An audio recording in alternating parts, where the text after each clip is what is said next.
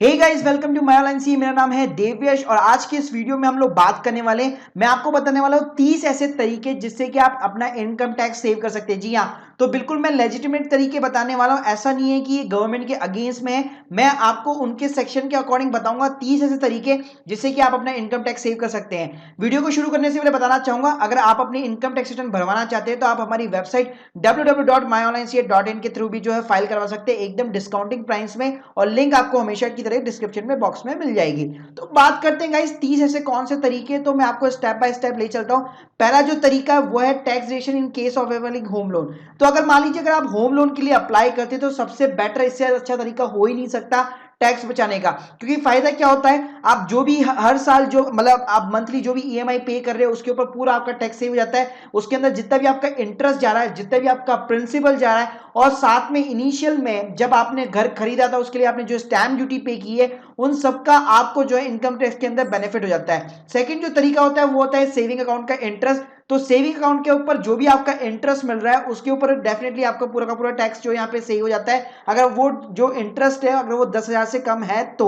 उसके बाद मैं बात करूंगा एनआरई अकाउंट की। एनआरई अकाउंट क्या होता है, जो एनआरआईज के लिए होता है, बेसिकली जो बाहर रहते हैं वो अपना एक यहाँ पे इंडिया के अंदर एक अकाउंट मेंटेन करते हैं। अगर उनका जो भी पैसा यहाँ पे जो डला हुआ है उसके ऊपर कोई भी टैक्स वगैरह नहीं लगता है। उसके बाद मैं बात करूंगा money receive from the life insurance policy. जी हाँ, तो अगर आपने एलआईसी करा रखी है, आपकी एलआईसी मैच्योर हो चुकी है, तो वहां से जो आपके पास में पैसा आने वाला है वो पूरा का पूरा यहाँ पे टैक्स फ्री हो जाता है। उसके बाद में आती है स्कॉलरशिप ऑन द एजुकेशन। अगर मान लीजिए अगर आपको एजुकेशन के अंदर कोई भी स्कॉलरशिप मिली है, गवर्नमेंट की तरफ से आपको पैसा मिला है, वो पूरा का पूरा आपका टैक्स फ्री हो जाता है। उसके बाद में अगर आपने कोई शेयर्स वगैरह बेचे हैं और उसके ऊपर आपको कैपिटल गेन हुआ है, मतलब आपको प्रॉफिट हुआ है, लेकिन वो प्रॉफिट अगर 1 लाख से कम है तो वो पूरा का पूरा टैक्स फ्री हो जाता है। उसके बाद में अगर आपको अमाउंट कोई रिसीव होता है, डिविडेंड रिसीव होता है कंपनी के थ्रू, चाहे आपने म्यूचुअल फंड ले रखे या आपने शेयर ले रखे, तो वो पूरा का पूरा आपका टैक्स फ्री हो जाता है। उसके बाद में आपको शादी के अंदर जो भी गिफ्ट्स वगैरह मिलते हैं उसके ऊपर पूरा का पूरा टैक्स फ्री मिलता है, तो अब से शादी में ज्यादा से ज्यादा गिफ्ट लीजिएगा।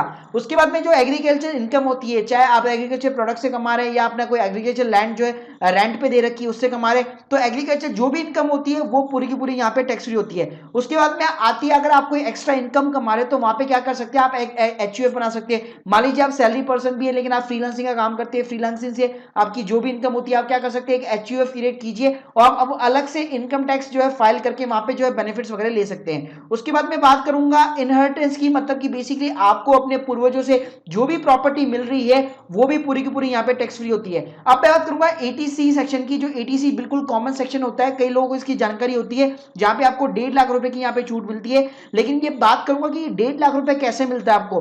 पहला जो फंडा होता है वो होता है पीपीएफ का। तो गाइस ये पीपीएफ क्या होता है कि बेसिकली ये प्रोविडेंट फंड कहलाता है। आजकल तो बेसिकली जो है प्राइवेट एम्प्लॉइज भी जो है अपना पीपीएफ खुलवाने लगे। बस यहाँ पे ये होता है कि आप 15 साल के लिए आपका पैसा ब्लॉक हो जाता है, लेकिन अच्छी बात यहाँ पे ये हो जाती है कि आजकल ये ऑनलाइन खुलने लग गया। आईसीआईसी बैंक, पेटीएम मनी, इन सब पे भी आप पीपीएफ वगैरह अपना अकाउंट खुलवा सकते हैं। और खास बात यहाँ पे ये है, पीपीएफ के ऊपर आप जो भी पैसा इन्वेस्ट करेंगे पूरे साल भर में, मतलब 1.5 लाख की लिमिट है कि 1.5 लाख तक का पैसा आप इसमें डाल सकते हैं। 7 से 8% आपको इंटरेस्ट मिल जाता है। 15 साल के लिए आपका पैसा यहाँ पे ब्लॉक में हो जाता है। लेकिन अच्छी बात है कि जो पैसा आपको मैच्योर होने के बाद भी मिलता है वो भी आपको पूरा टैक्स फ्री होता है। उसके बाद में एनपीएस स्कीम। एनपीएस स्कीम के अंदर क्या होता है कि बेसिकली आपका टायर 1 और टायर 2 दो टाइप की यहाँ पे स्कीम होती है। टायर 1 के अंदर आप खुलवाते हैं तो जितना भी आप पैसा इन्वेस्ट कर रहे हैं तो 1.5 लाख तो आपको मिलता ही मिलता है, एक्स्ट्रा यहाँ पे आपको 50,000 का और बेनिफिट मिल जाता है। तो अगर कोई ऐसे एम्प्लॉइज है जिनकी सैलरी मान लीजिए 10 लाख से ज्यादा है, टैक्सेबल सैलरी है, उनको टैक्स से सेव करना है। क्योंकि इस साल मैंने कई सारी ऐसी आईटीआर भरी है जहां पे मैं ये ऑब्जर्व कर पा रहा हूं कि लोग अब जो है एनपीएस के अंदर पैसा यहाँ पे इन्वेस्ट करने लग गए, क्योंकि उनको 50,000 रुपीज का एक्स्ट्रा टैक्स बचाना है अपार्ट फ्रॉम द एटीसी। उसके बाद मैं बात करूंगा प्रीमियम फॉर द एलआईसी। ये बहुत ही कॉमन चीज है। इंडिया के अंदर 99% लोगों ने एलआईसी करा रखी होती है बेसिकली। तो यहाँ पे एलआईसी के ऊपर आप जो भी प्रीमियम पे कर रहे हो उसका आपको एटीसी के अंदर बेनिफिट मिल जाता है। उसके बाद में एक एनएससी सर्टिफिकेट होती है पोस्ट ऑफिस के, उसके अंदर आप इन्वेस्ट करते हैं तो वहां पे आपको बेनिफिट मिल जाता है। उसके बाद में इक्विटी लिंक स्कीम्स होती है, म्यूचुअल फंड्स होते हैं, ईएलएस म्यूचुअल फंड्स कहलाते हैं, उसके अंदर आप इन्वेस्ट करते हैं तो वहां पे आपको बेनिफिट मिल जाते हैं। फिर मैंने बता दिया आपको होम लोन का प्रिंसिपल अमाउंट और या इंटरेस्ट अमाउंट। इंटरेस्ट आपको ऊपर मिल जाता है, एटीसी के अंदर आपको यहाँ पे प्रिंसिपल अमाउंट मिल जाता है। उसके बाद में अगर आप फिक्स डिपॉजिट कराते हैं, स्पेशली इनकम जहां पे एटीसी का जहां पे डायरेक्शन मिलता है, केवल वही फिक्स डिपॉजिट जो 5 साल के लिए होती है, तो वहां पे भी आपको पूरा बेनिफिट मिल जाता है। उसके अलावा आप अपने अगर लड़की है आपके घर में और आपने सुकन्या समृद्धि अकाउंट खुलवा रखा है, उसके अंदर अगर आप पैसा डाल रहे हैं तो उसका बेनिफिट मिल जाता है। उसके अलावा अगर आपके बच्चों की कोई ट्यूशन फीस जा रही है, कॉलेज की फीस जा रही है, स्कूल की फीस जा रही है, तो उसका भी आपको बेनिफिट मिल जाता है एडीसी के अंदर। लेकिन इसका खिंचा के बेनिफिट 1.5 लाख तक आपको मिलता है। अगर आपको 50 का और चाहिए तो आपको एनपीएस के अंदर यहाँ पे इन्वेस्ट करना पड़ेगा।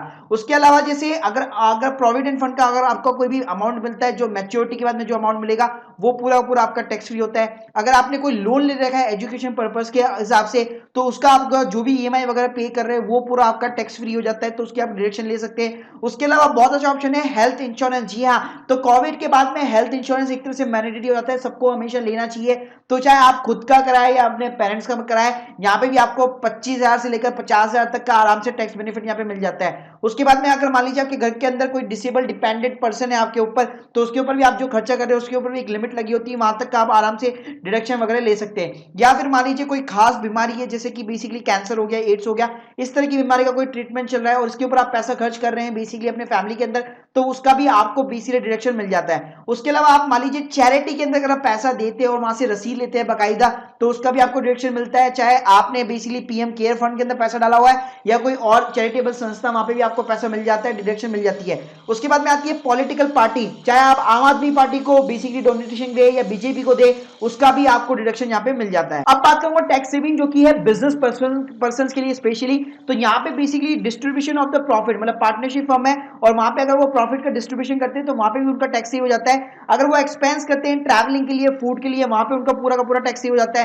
अगर मैं एम्प्लॉयज की बात करूं तो वहां पे उनको एलटीए मिलता है, तो उनका फैमिली का जो भी बेसिकली टिकट एक्सपेंसेस वगैरह है वो पूरा का पूरा यहाँ पे उनको बेनिफिट मिल जाता है। अगर आपकी सैलरी के अंदर आपको एचआरए मिलता है तो उसका आपको बेनिफिट मिलता है। अगर नहीं मिलता है तो आप एडीजी के अंदर रेंट की रिसिप्ट दिखा करके एक फॉर्म भरना पड़ता है, उसके बेसिस पे भी आप आराम से 60,000 रुपए का भी जो मिनिमम जो बेसिकली यहाँ पे बेनिफिट यहाँ पे आप उठा सकते हैं। उसके बाद में आपको जो ग्रेजुटी मिलती है, मतलब जो मैच्योर होकर उसका अमाउंट भी जो होता है वो पूरा टैक्स फ्री होता है। उसके बाद में आपको जो कूपन कोड्स मिलते हैं बेसिकली अपनी कंपनी की तरफ से फूड वगैरह के लिए, वो पूरा टैक्स फ्री होते हैं। उसके अलावा सैलरी पर्सन के लिए स्टैंडर्ड जो है यहाँ पे गवर्नमेंट डायरेक्शन दे देता है 40,000 50,000 की, तो वो भी आपको बेनिफिशियल मिलता है। उसके बाद कंपनी ने अगर आपको लीज कार दे रखी है तो उसका भी आपको बेनिफिट मिल जाता है। टेलीफोन दे रखा है, इंटरनेट के लिए आपको पैसा अलॉट करती है, तो उसका भी आपको टैक्स फ्री हमेशा बेनिफिट मिल जाता है। उसके अलावा अगर आप वीआरएस लेते हैं, वीआरएस के अंदर आपको जो अमाउंट मिलने वाला है उसका भी आपको यहाँ पे टैक्स बेनिफिट मिल जाता है। तो गाइज ये मैंने आपको फटाफट जो है मैंने 30 बेनिफिट बता दिए।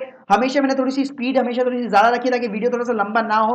तो गाइज ये जो 30 बेनिफिट है बहुत ही काम के बेनिफिट है। अगर आपके कोई भी डाउट्स हो तो कमेंट सेक्शन के अंदर जरूर मेंशन कीजिए। और अगेन कहना चाहूंगा, अगर आपको अपनी आईटीआर फाइल करानी है तो माय ऑनलाइन सी से जरूर कॉन्टेक्ट कीजिए। Thank you guys, thank you very much.